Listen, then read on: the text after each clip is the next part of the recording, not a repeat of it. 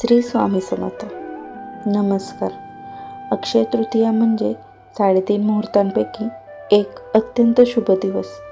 या दिवशी आपण जे काही करतो त्याचे फळ अक्षय म्हणजेच कधीही न संपणारे मिळते. बऱ्याच जणांना वाटतं की या दिवशी सोनं खरेदी करणं म्हणजे अनिवार्य आहे, पण वाढत्या महागाईमुळे ते प्रत्येकाला शक्य नसतं. पण काळजी करू नका.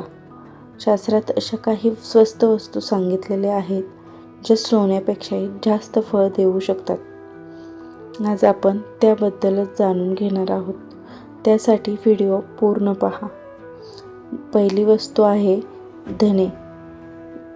अत्यंत प्रभावी आणि प्रत्येकाच्या घरामध्ये उपलब्ध असणारे अख्खे धने. धने हे समृद्धीचे प्रतीक मानले जाते. काय करायचं आहे? अक्षय तृतीयाच्या दिवशी केवळ 5 ते 10 रुपयाचे धने विकत आणायचे आहे.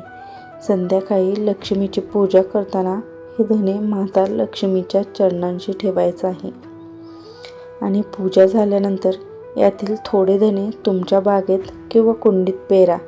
जसे धने उगवतील आणि हिरवेगार होतील तशी तशी तुमची आर्थिक प्रगती होईल, अशी धार्मिक श्रद्धा आहे. दुसरी वस्तू आहे नवीन मातीचे छोटे मडके किंवा रांजण. अक्षय तृतीयाला उन्हाळ्यात येते, त्यामुळे जलदान हे सर्वात मोठे दान मानले जाते. एक नवीन मातीचे भांडे विकत घ्या. ते स्वच्छ धुवून त्यात पाणी भरा. त्यात थोडे गंगेचे पाणी आणि वेलची टाकल्यास अधिक उत्तम. हे मातीचे भांडे घरात ईशान्य कोपऱ्यात ठेवल्याने घरातील नकारात्मकता दूर होते आणि घरात शीतलता व सुख समृद्धी नांदते. तिसरी वस्तू आहे कवड्या. समुद्र मंथनातून लक्ष्मी माता प्रकट झाली तेव्हा त्यांच्यासोबत कवड्याही आल्या होत्या, म्हणून त्यांना लक्ष्मीचे रूप मानले जाते. किमान 5 किंवा 11 कवड्या आणून त्यांना हळद कुंकू लावायचं आहे. त्यांची पूजा करून एका पिवळ्या कपड्यात बांधा आणि आपल्या तिजोरीत ठेवा. यामुळे घरातील पैसा टिकून राहतो आणि विनाकारण होणारा खर्च थांबतो. चौथी गोष्ट आहे बार्ली किंवा जव. अक्षय तृतीयेला जव खरेदी करणे सोन्यासारखेच मानले जाते. मित्रांनो, पुराणात जव या धान्याला सुवर्णाचे प्रतीक मानले गेले आहे. जर तुम्हाला सोने घेणे शक्य नसेल तर थोडे जव घरी आणा. ते विष्णुदेवाच्या चरणांशी अर्पण करा आणि नंतर ते लाल कपड्यात बांधून तिजोरीत ठेवा.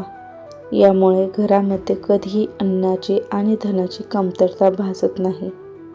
5वा आहे दानाचं महत्त्व. अक्षय तृतीयेला केलेले दान कधीही संपत नाही. केवळ वस्तू खरेदी करून चालत नाही, तर या दिवशी दान करण्याचे अनन्यसाधारण महत्त्व आहे. तुम्ही छत्री, चपला, पंखा किंवा पाण्याची माठ दान करू शकता. उन्हाळ्याच्या दिवसात गरजूला दिलेला थंडावा तुम्हाला अक्षय पुण्य मिळवून देतो. तर 5वा आहे घराचा उंबरठा. लक्ष्मी माता येण्याचा मार्ग म्हणजे तुमचा मुख्य दरवाजा. या दिवशी उंबरठ्याची पूजा करा. त्यावर हळदीचे लेपन लावा आणि स्वस्तिक काढा. दरवाजाला आंब्याच्या पानांचे तोरण आणि झेंडूच्या फुलांचे तोरण नक्की लावा. यामुळे घरामध्ये सकारात्मक ऊर्जा प्रवेश करते. 6वा आहे शंख. दक्षिणावर्ती शंख. जर शक्य असेल तर या दिवशी दक्षिणावर्ती शंख घरी आणून त्यांची स्थापना करा. ज्या घरात दक्षिणावर्ती शंख असतो आणि त्यांची नियमित पूजा होते तिथे दारिद्र्य कधीच टिकत नाही. तुमच्या भागात अक्षय तृतीयेला कोणता पदार्थ नैवेद्य म्हणून दाखवला जातो? पुरणपोळी की आमरस? कमेंटमध्ये नक्की सांगा.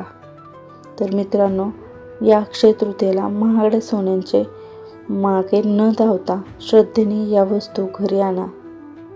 तुम्हाला जर हा व्हिडिओ आवडला असेल तर एक लाईक करा आणि हा व्हिडिओ तुमच्या मित्रपरिवारात शेअर करायला विसरू नका. तुम्हा सर्वांना अक्षय तृतीयाच्या खूप खूप शुभेच्छा. जय लक्ष्मी माता. श्री स्वामी समर्थ. धन्यवाद.